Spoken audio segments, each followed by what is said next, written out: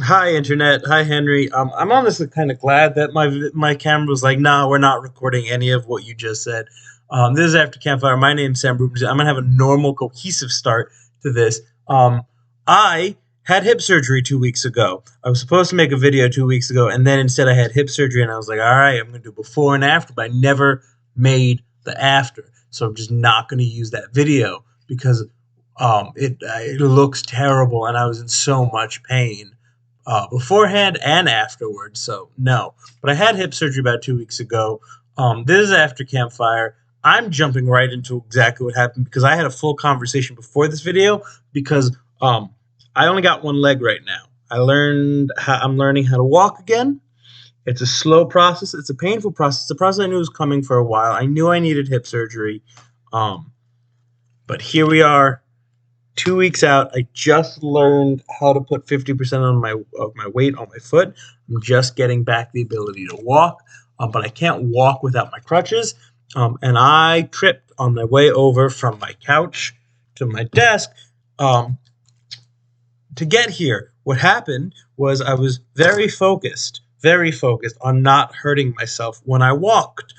I was so focused on not hurting myself when I walked that I accidentally, while focusing on my right foot, used my left foot to kick the left crutch out of my path, and then I fell but caught myself. And what did I catch myself on? My right leg, which I'm not supposed to, do, and my right crutch.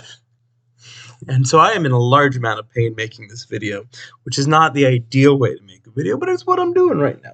So, this is After Campfire. My name's Sam Rubenstein. I had hip surgery. I was going to make a video for the hip surgery. I didn't, which is fine because the concept of doing that is ridiculous. Anyway, welcome to After Campfire. Welcome to 2024. I started 2024 on the wrong foot, but um,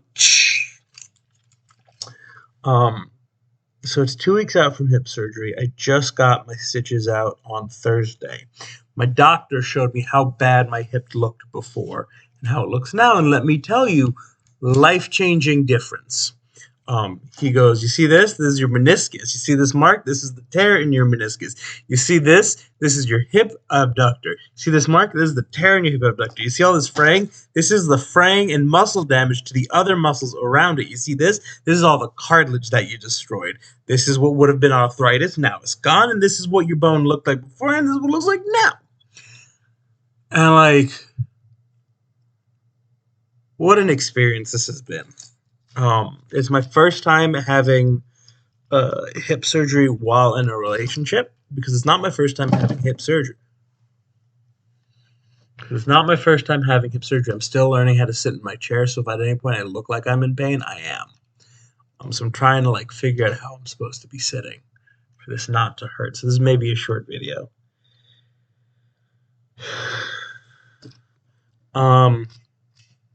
Yeah, so I'm learning how to do this and do all the things I need to do again, like walk and take care of myself. And the recovery time is going to be long and arduous. I'm going to be in physical therapy for a minimum of 3.5 months. Realistically, it's going to be probably double that. And I know that, my physical therapist knows that, my doctor knows that. But they can only do 3 months at a time in terms of insurance stuff. So 3 months. 3 months. Um, but yeah, I'm working on recovering. I'm working from home, which is very good because if I wasn't working, I would have gone insane, especially in the first week when I couldn't really move and Sydney wasn't working because she was taking care of me, and we were slowly going insane. And by the end of the first week, we were both miserable, um, which I'm going to come back to later when I answer Henry's question. But first, I have to answer my own question. What's something I got into and then wish I got out of earlier? What's one thing I really liked and then wish I didn't really care too much about it anymore? Um, I had a really hard time answering this because I don't really like anything. anything. Um, I'm not really a kind of person, you know. Um, I'd love to say like Marvel movies, but I got out of Marvel movies the same time that everyone else did after Endgame and Spider-Man 2. And like I watched Loki, I watched WandaVision because they were good, not because they were Marvel. Like I watched Captain America and the Winter Soldier and the Falcon thinking that, oh, maybe this will be like WandaVision and Loki, and it wasn't. And I was like, well, this is done now. I'm done with these. Good luck, everyone else. And I haven't seen really anything other than Shang-Chi since. Oops. I would say my answer of something I wish I got out of earlier. Um,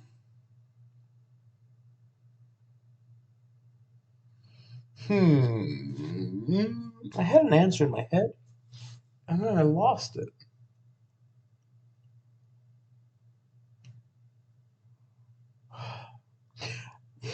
It's not, because it's a really weirdly specific one. We're going to get weird and we're going to get specific. So every year, the NHL does the All-Star game. Today was the All-Star game. And the All-Star game is bad. It just is. It's been bad since the John Scott fiasco. Um, the fiasco, by the way, so what happened was it used to be very much fan-oriented, fan-focused activities, fan-focused things that were silly and stupid and fun for us as fans to watch. There used to be competitions that involved the goalies doing weird stuff and competitions involving like players getting dressed up and doing weird stuff. Like it was like weird. And I think it was 2012. When was John Scott?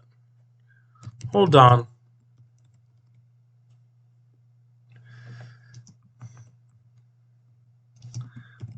I'm looking this up. When was this supposed? When was this?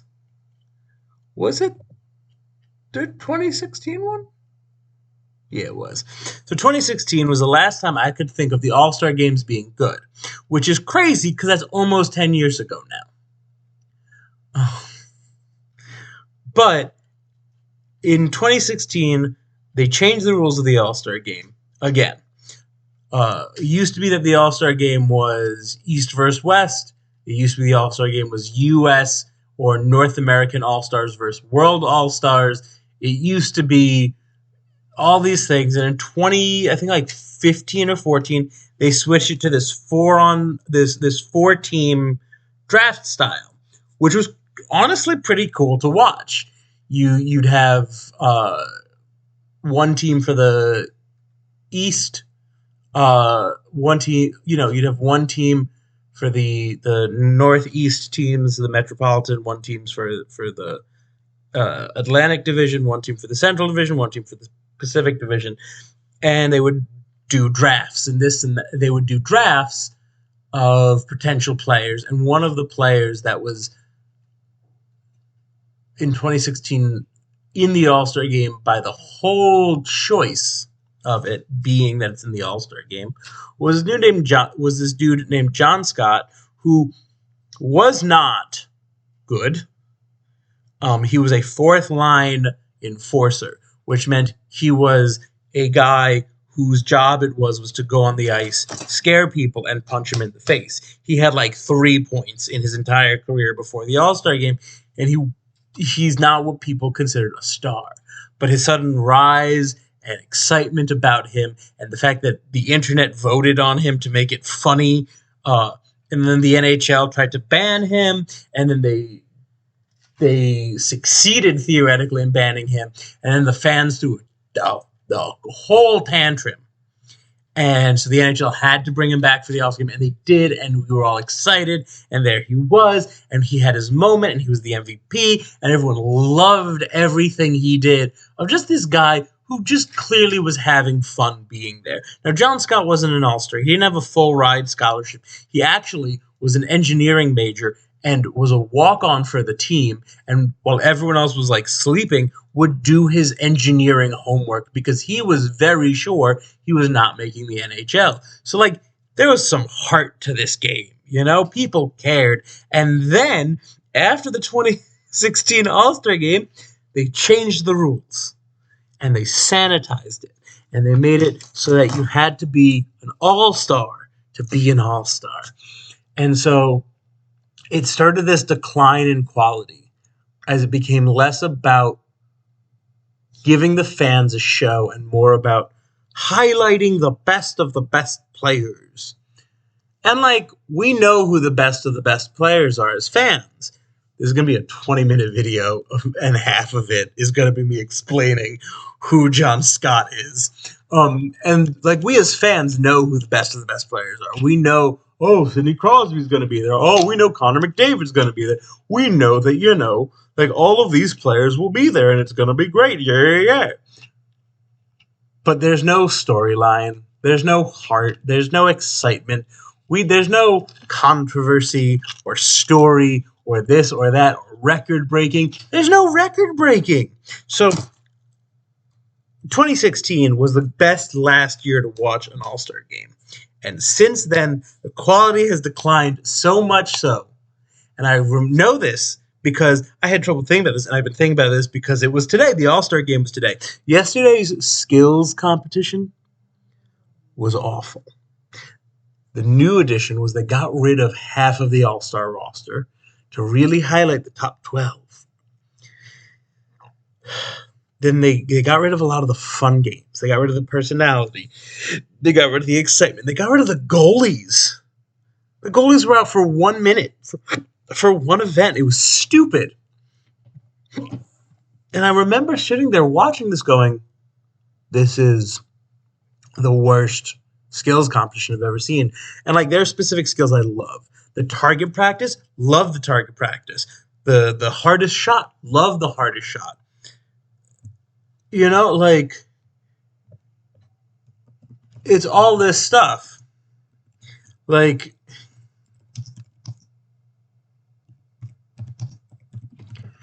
I'm gonna point this out. Because it was just fun. And it was great. And I remember the what's it called? The best ones were where people would do weird stuff. But my favorite was always the hardest slap shot.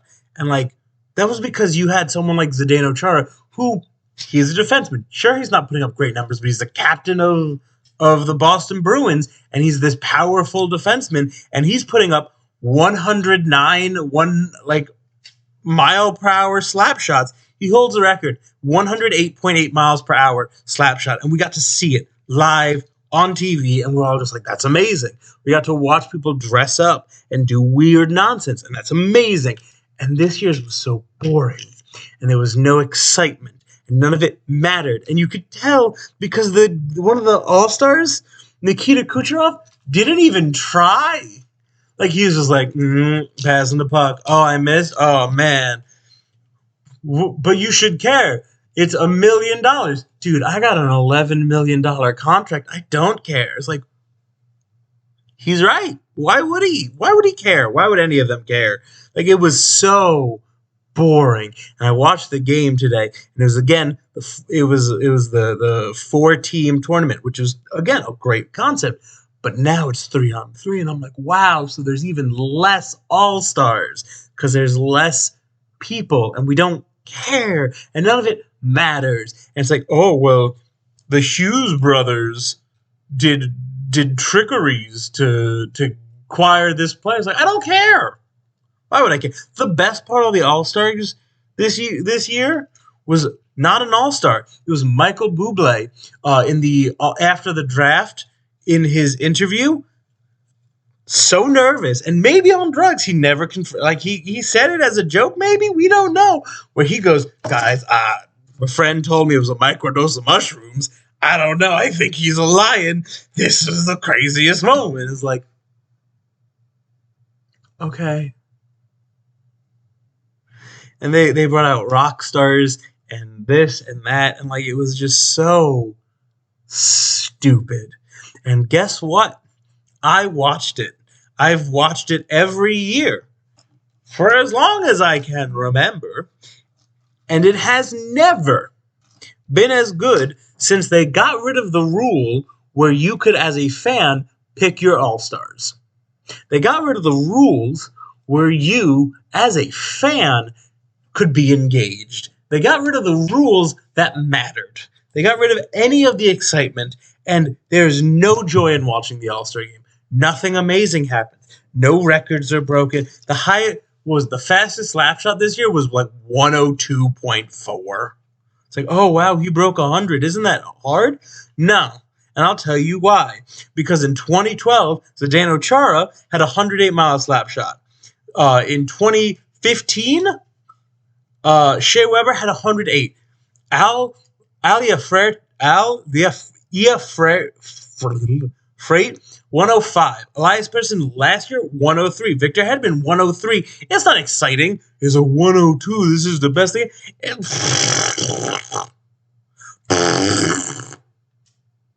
boring. The whole thing was boring. They got rid of all the excitement. There was no fun. There was no happy. It was just bad. So the answer to my own question is it's bad. The NHL All-Star Game. I wish I didn't watch it every year. I'm going to continue to watch it. I know it sucks. I know it's not good. I know that it's crappy craps. But I'm going to watch it.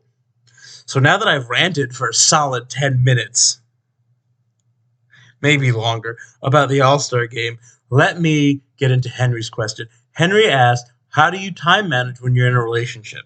I'm going to give you some advice and some key information that you need to know about me, about Sydney, and about relationships. 1, it is important that you split your time.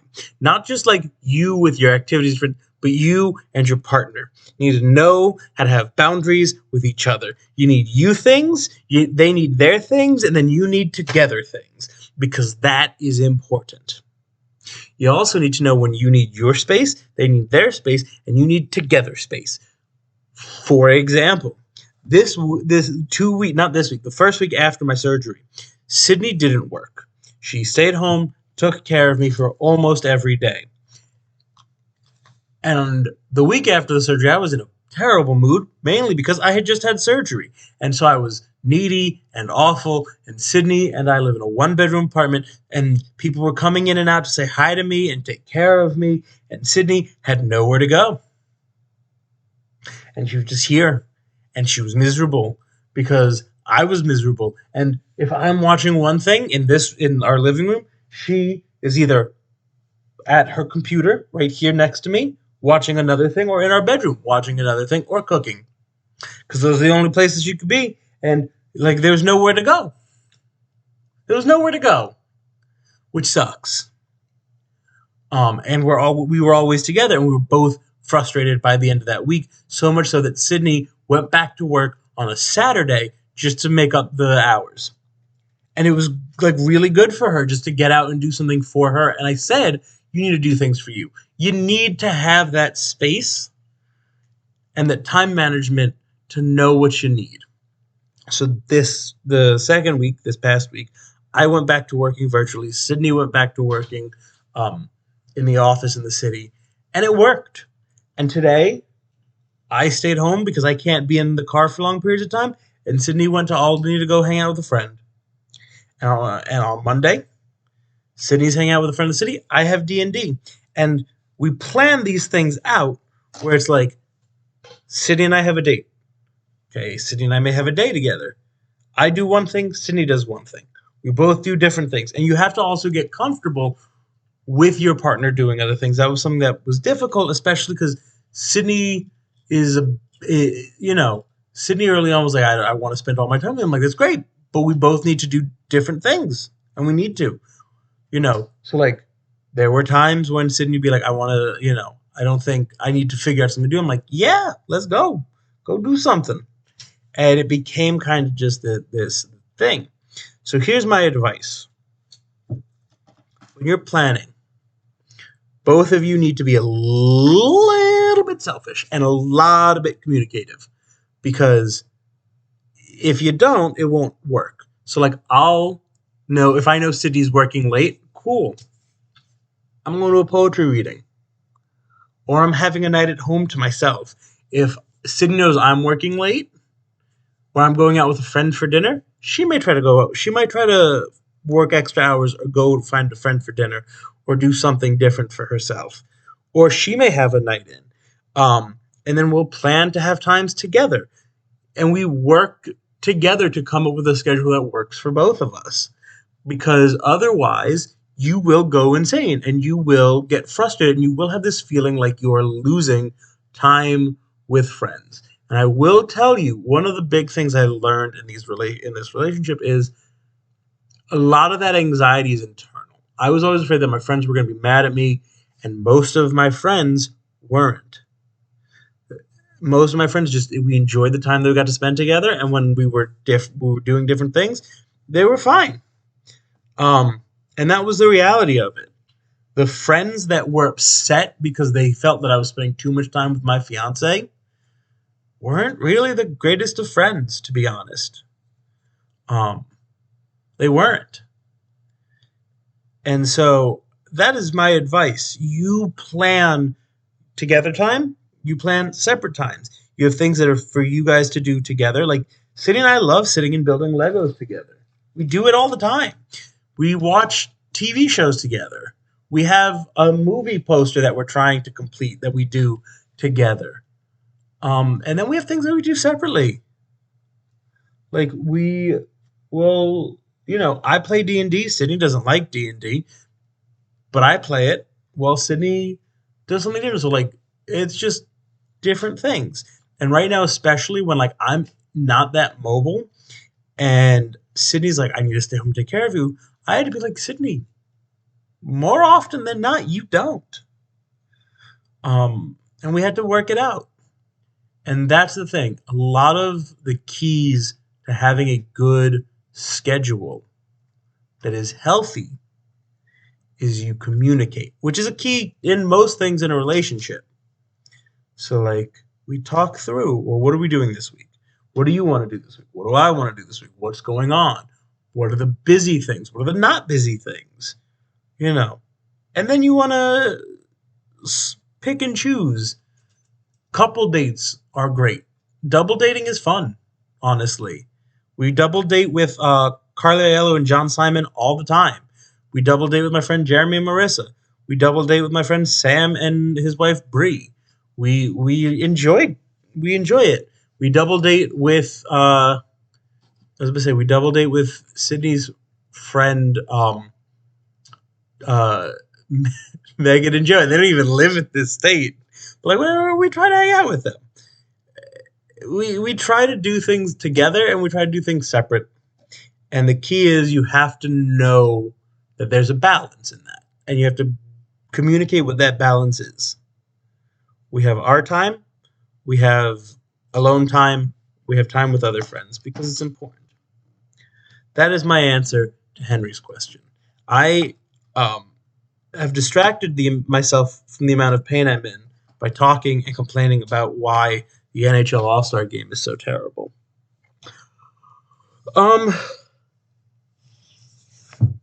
Henry, this is a joint question in the sense that you're going to have to probably ask Amanda as well. You don't need to include her in this because Sydney doesn't want to be in one of these videos. Sydney doesn't want to be in a video. She doesn't like to be on camera. But question is, what is a couple goal that you have together? So what's something that you as a couple, it doesn't have to be huge goals like, oh, we want to move in together. I don't care. I don't care if you guys want to do anything like that. For example, Sydney and I, we have the goal that we need to finish this movie poster. Top 100 highest grossing movies. That's a goal we have as a couple, and we're doing it together. That's our couple goal. Or we want to go to hockey games in as many different states as we can. That's a couple goal. What is your couple goal? What is it that you guys want to do together? Think about it. I'm gonna wait because I wanna go out on that 25 mark.